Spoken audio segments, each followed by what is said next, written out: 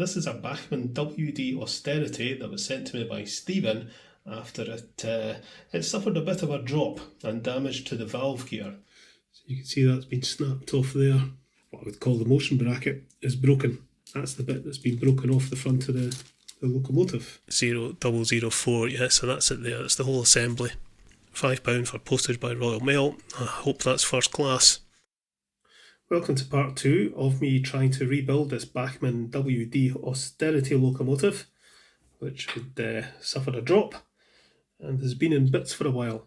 So I ordered up the motion bracket and valve gear from Bachmann, and it came. So we have the replacement for that broken one. If you watched the last video, you know that Bachmann charged £5 for postage for that, and it came second class, so £5 for second class post. Yeah, okay. Right, so I think what I'm going to do now is give the chassis a bit of a clean up, and we'll see if we can start to put this back together. Thankfully the pickups don't seem to be damaged in any way. We'll get this out the road. I'll have to get that as well.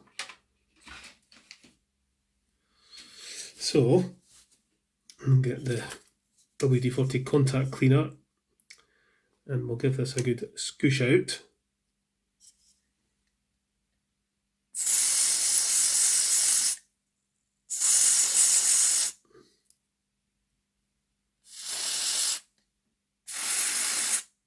This is just to degrease it.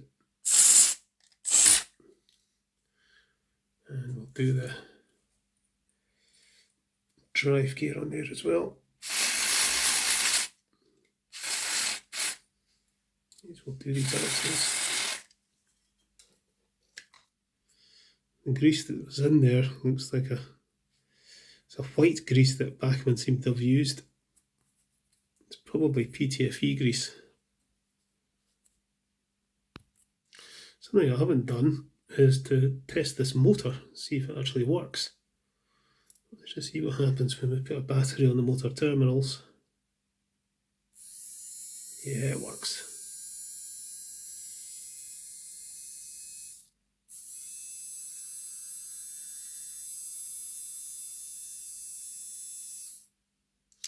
Righto. So I think we'll take this broken valve gear off. The cranks on this are held in with little screws instead of little bolts. So need a little screwdriver.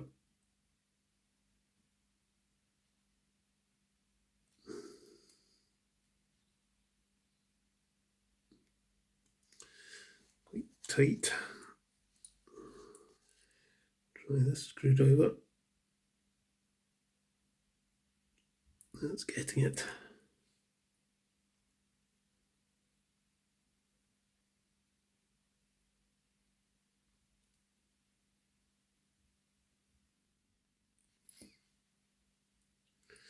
There, so that comes off with that, and the spacer's on there.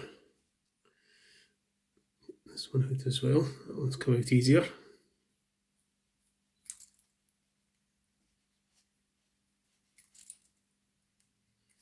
I hate slot head screws, I much prefer cross heads. There we go. Keep them safe.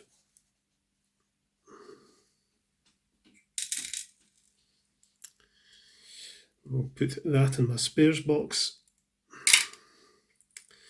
Now we can give this wheel set a clean up. Get that out the road.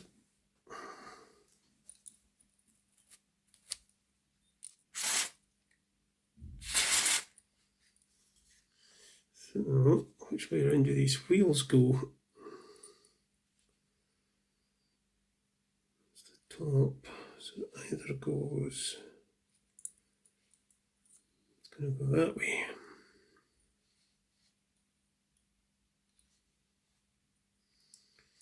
Right, so the replacement valve gear, let's just sort this out.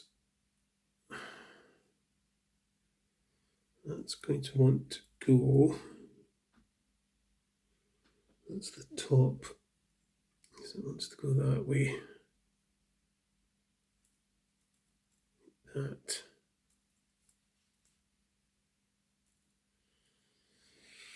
Alright, okay. So we'll do this one side at a time. For the spacer.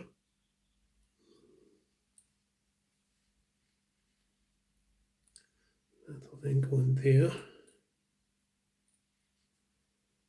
That will then go on like that. I don't know how well you can see this, but there's two little slots on this. I'll just take this spacer off just now. So there's two little slots in there, and there's two little lugs in there.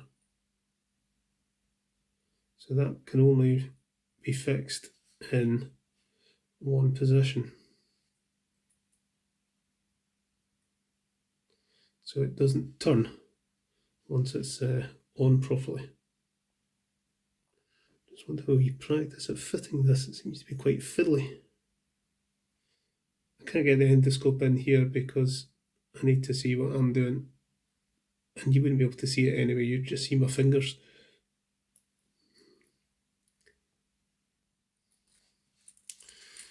This is stupidly fiddly. I cannot see what I'm doing. Can't see if that crank's engaged or not in the right position. I think it must be because it's not turning. So the screw goes down into the crank and should keep it in place. Like that. It's quite a neatly engineered solution, but it's very fiddly. Right, do the other side. That rod on, and then that goes on. Like that.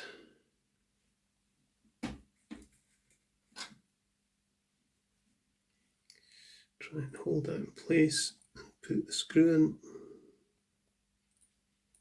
which I've just dropped.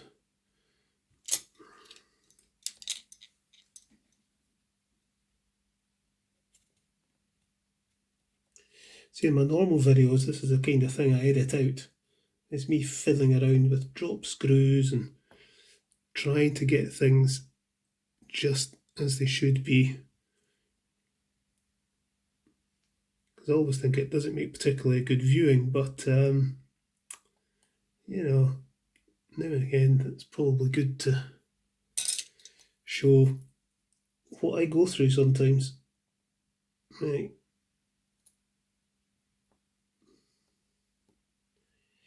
Get that screw down. This would be so much easier if it was crosshead screws, because screwdrivers always slip out of a slot head screw.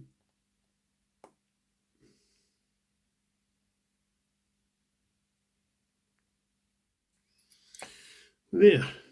So there we go, there's the new valve gear and motion bracket fitted to the wheel set. So we now need to fit the wheels into the chassis. Now, so I think there's a few things in this bag we need for this.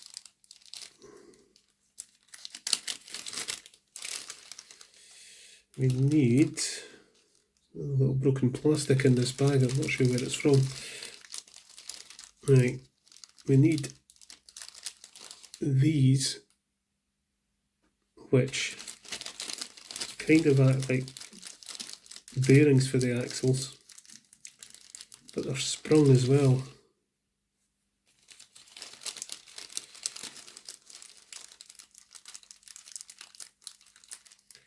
Here you come.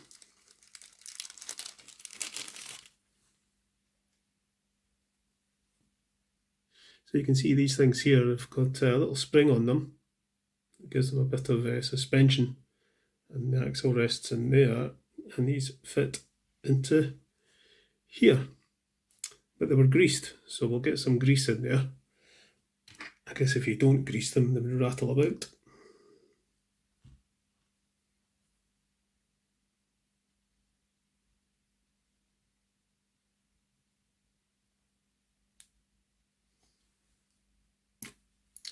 Spot of grease.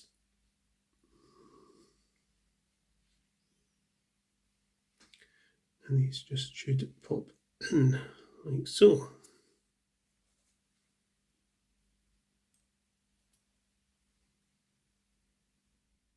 Doesn't seem to be any brass bearings, which is kind of surprising. Right, it wants to go that way around, so that wants to go in there like that. Oh, hang on. Right,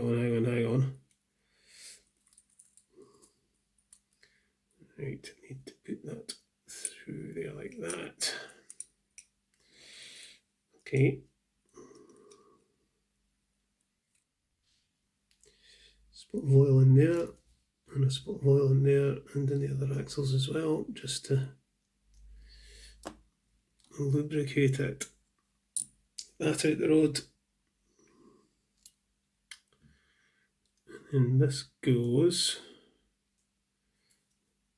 Wire untangled.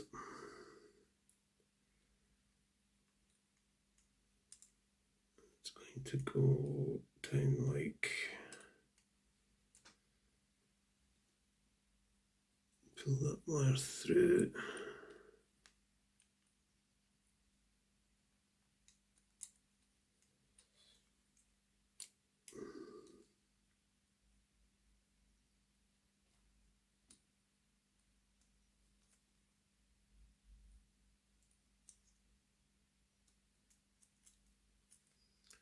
Goes like that. Looks about right. Now we need to get some screws for this.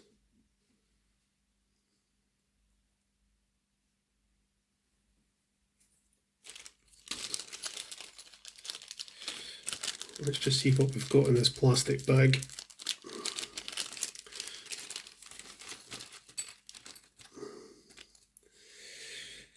That's the drawbar, that's the bit of the engine, that's a big screw, that's for that, that's another big screw. Yeah, we've got a couple of broken little plastic pieces here. Quite sure what those are. We've got two little screws there, and these two screws here. I think I'm going to go and dig the service sheet out. Okay, so I'm just having a look at the service sheet because I think I have some screws missing. But looking at the screws that go into this underframe, there's a fairly small one at the front, which I think is one of those. And then there's quite a long one in the middle, which could well be that one. And then there's another one of those, and then there's another one of a different length, which I think is probably that one. But I think I'm one of these missing. There's two little screws here. I think that's the screws that hold the motion bracket on. There's another couple of screws there. So yeah, I think I'm a couple of screws missing. So I'm going to stick this screw into this underframe just to hold it in place. Oh, I'm not sure that's the right screw. It seems awful tight. It also seems a bit long. Right, I think I'm going to have to go into my box of screws and see if we can get some to hold this together. See, nothing is ever straightforward. I need narrower ones. These are all too wide.